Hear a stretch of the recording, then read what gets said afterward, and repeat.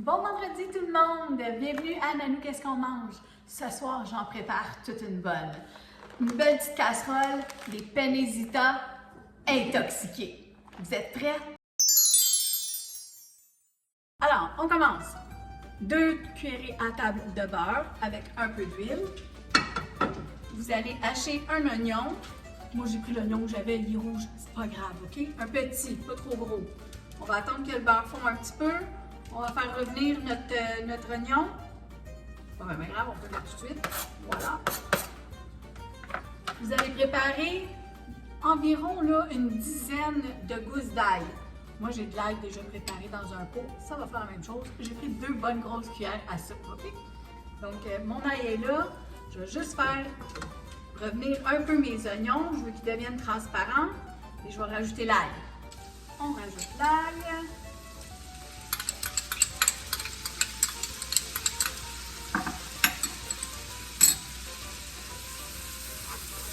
Ça sent bon, ça sent bon. OK, on rajoute l'ail maintenant. On rajoute 2 conserves de, en tout cas, 156 ml, 2 boîtes, OK, de 156 ml de pâte de tomate. Donc, ça en prend 2 ou peut-être une grosse. Je ne vais pas regarder combien il y a de ml, mais moi, j'en prends toujours 2 petites comme ça.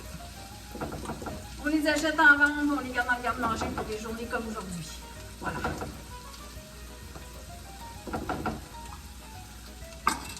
Une et 2. On va baisser le rond parce que je suis en train de brunir mes oignons. Je ne veux pas trop les brunir.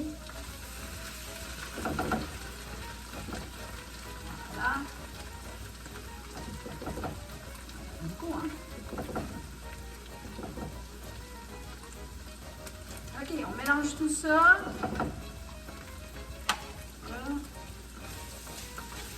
On va mettre des piments de cayenne, environ une cuillerée à table, pas une cuillerée à table, une cuillerée à thé. Tout mélanger. Une bonne cuillerée à thé. Tout. Voilà. Ça là. Continuez de toujours mélanger. On reste à côté de notre rond. On fait notre petite sauce là. Là, je vais mettre une conserve de tomates broyées. Donc, je vais vous dire combien il y a de ml. Excusez mes yeux, 796 ml. On va mettre un peu d'eau pour rincer la canne. Oups, là.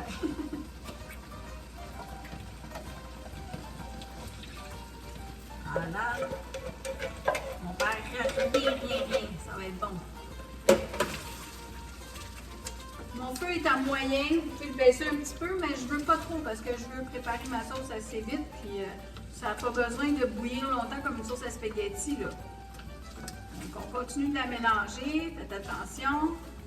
On va mettre notre vodka. Donc, je pense que c'est 50 ml, l'équivalent d'une petite bouteille, OK? J'en ai peut-être un peu plus. On ne dira pas. L'alcool, elle s'en va, inquiétez-vous pas. Ça donne tellement un bon goût. Puis mettez la vodka que vous aimez. Moi, j'ai celle-là, là, c'est la Smirnoff. Donc, c'est ce que nous, on consomme en modération. Ça sent bon. Ça revole partout. Faites attention, mettez-vous un tablier si vous ne voulez pas être taché. Faites pas ça habillé en blanc, là. Bon, c'est déjà très beau. Je vais mettre une belle grosse tasse de crème à cuisson. Voilà. On va remonter le rond, parce que là, on veut que ça continue de bouillir. On va faire évaporer l'alcool de la vodka. Une tasse de parmesan râpé. On va mettre tout ça dedans. De la basilic, j'en mets environ une cuillerée à table. Si vous en avez de la basilic fraîche, c'est meilleur. J'en ai pas, c'est pas grave. On mélange tout ça. Ça sent bon.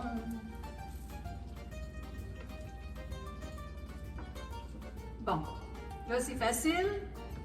Tout ce qu'il va rester à faire, c'est de laisser ça bouillir un petit peu. Après ça, on va le baisser, on va le laisser un 10 minutes juste sur le rond très doux, OK? Pendant ce temps-là, on va bouillir nos pâtes. Maintenant, on va faire notre petite sauce.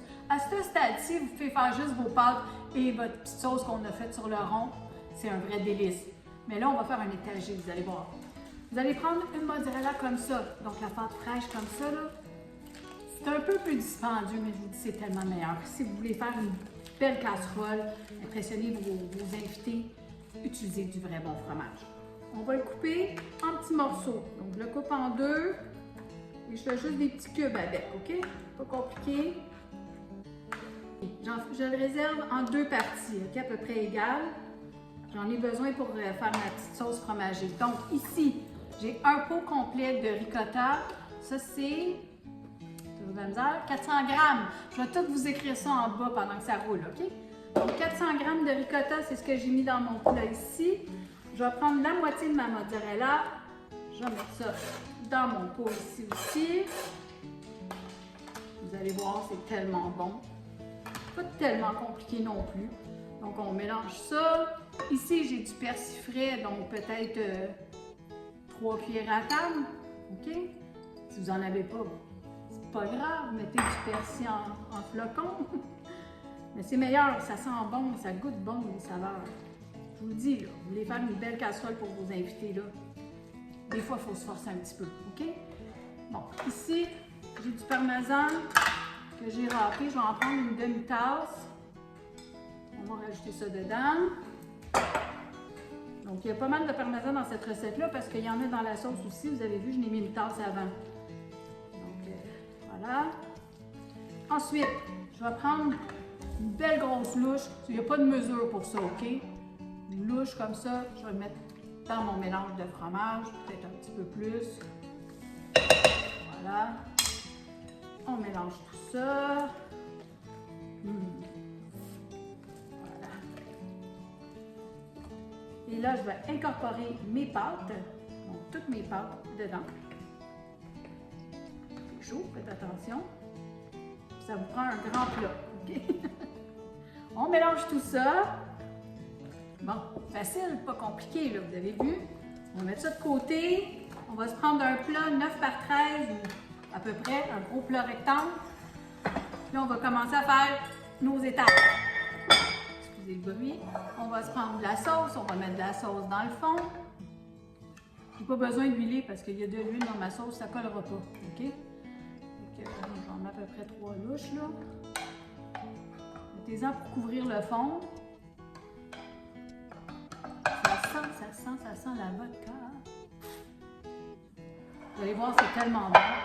On va mettre un étage de pâte.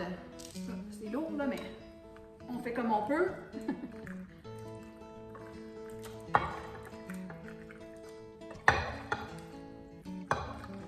OK.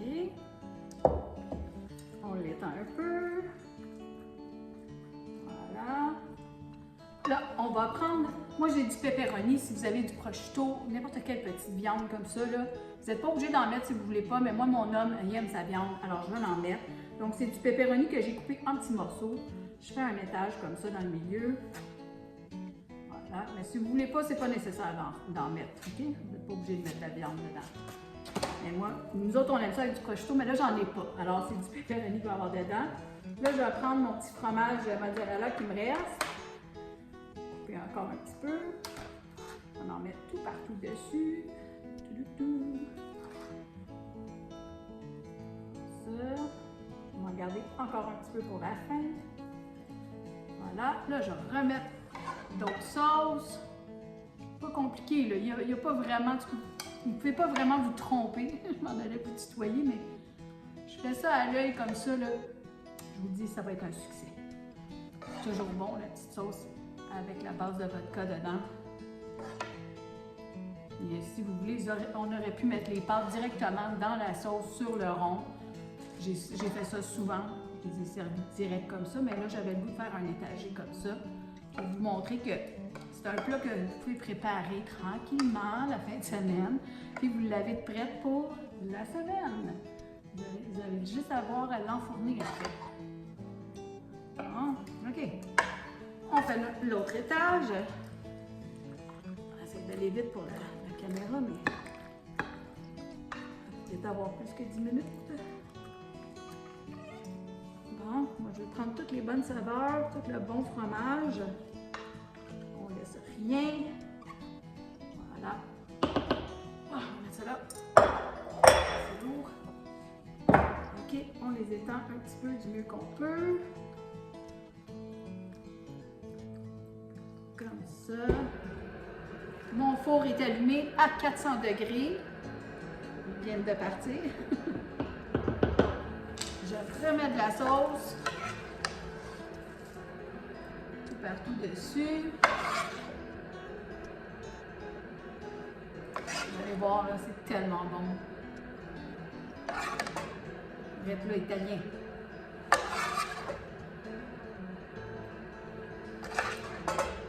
Alors, c'était pas tellement compliqué. C'est déjà presque terminé. Je vais finir avec un petit restant de mozzarella. Un peu partout. C'est là. Je vais juste prendre le restant de ma sauce.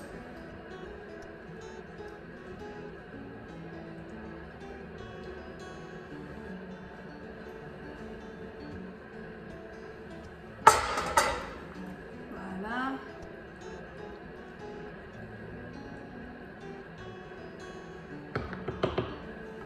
On met un petit peu le restant de la mozzarella un petit peu partout.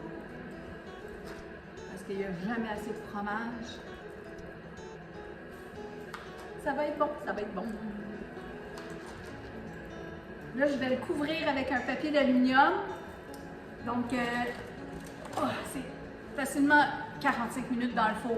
Donc, un premier 30 minutes avec le papier d'aluminium. Ensuite, je vais l'enlever et je vais le laisser un autre 15-20 minutes aller. Je vous reviens pour la dégustation. Ma casserole de penne Zita à la sauce intoxiquée de vodka. Donc, un petit spécial avec des bons fromages. Je vous dis, faites-le. Et la visite va aimer ça. Servez ça avec une belle salade, du pain à l'ail. Ça va être délicieux.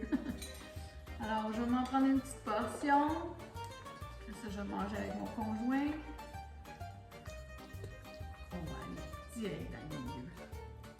Je vous le dis, là, si vous le laissez reposer un petit 10 minutes en le sortant du four, comme ça, vous voyez, il est encore très, très chaud.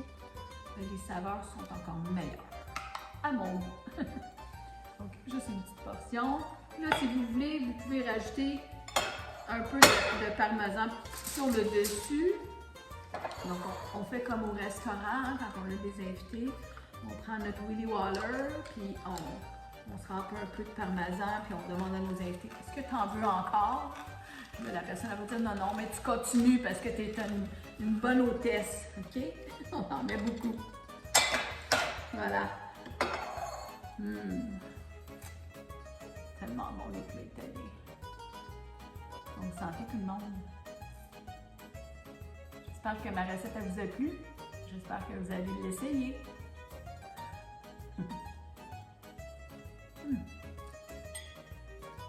Délicieux.